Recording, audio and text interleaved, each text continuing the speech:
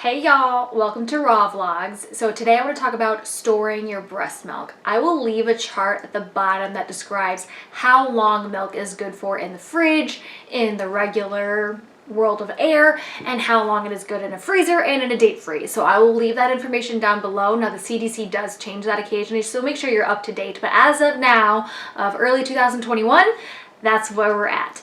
So let me explain to you how I essentially pump and store my breast milk currently, and the best way to do that, best practices. When I am done pumping, I take the milk, I put it all into one place so that way I can get a good measurement of how much it is. I put it into a glass jar, and that glass jar goes into the refrigerator.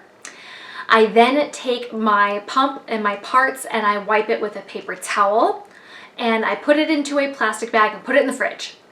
That saves me so much cleaning time, because that is my least favorite thing, among other things. That is my least favorite thing to do, is cleaning my parts. No pun intended.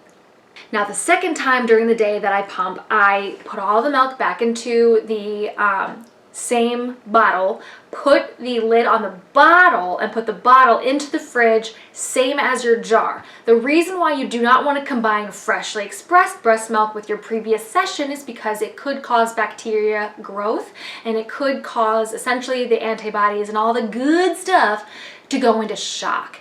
So to avoid that, you put it in there, and then your third pump session, you put the milk and combine them together, screw the thing back on, and pump for your third time, and repeat the process. Do not combine. I clean my pump parts at the end of the day, at the end of the night, so when I come back home from work is when I clean all of them with searing hot water, sterilize them, things like that. So that is how I take care of everything. So now let's talk about storing it. So what I like to do is I measure out 6 ounces, put that 6 ounces into a storage bag, and then I take the bag and pin it in such a way to get all the air out, Ziploc it shut. Now this part is very important. When you put it into the freezer, you lay it flat. It helps the milk space out, and it helps it for easy storage, so you're not taking up a bunch of space. And then you put it towards the back of the freezer, so that way the next milk that is used and unfrozen, you get to use the oldest milk first.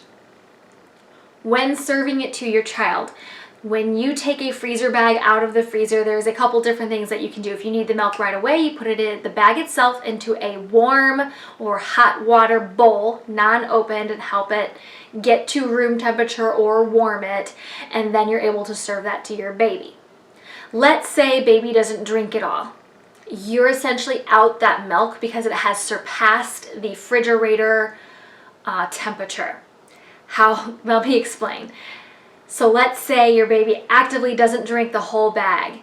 I would suggest putting the bag in the refrigerator the night before you use it, like right before you go to bed. And then when you wake up in the morning and you serve your baby that milk, pour out exactly what baby is going to drink, the exact ounce that you know baby is going to drink. Keep the rest in the bag in the refrigerator. That's important.